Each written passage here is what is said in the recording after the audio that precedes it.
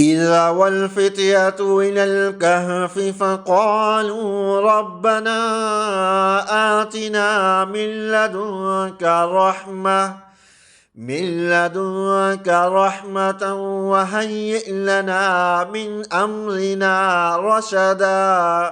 یہ اس وقت کا ذکر ہے جب ان نوجوانوں نے غار میں پناہ لی تھی اور اللہ تعالیٰ سے دعا کرتے ہوئے کہا تھا کہ ہمارے پروردگار ہم پر خاص اپنے پاس سے رحمت نازل فرمائیے اور ہماری اس صورتحال میں ہمارے لیے بھلائی کا راستہ مہیا فرما دیجئے۔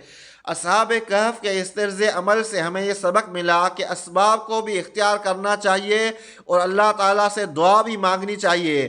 اصحاب کہف نے بھی جو توحید کے قائل تھے صرف اللہ کو پکارا، کسی غیر کو نہیں۔ خصوصی طور پر کسی پریشانی، الجھن یا کسی مقصد کے حصول کے وقت اس دعا کا اہتمام کرنا چاہیے۔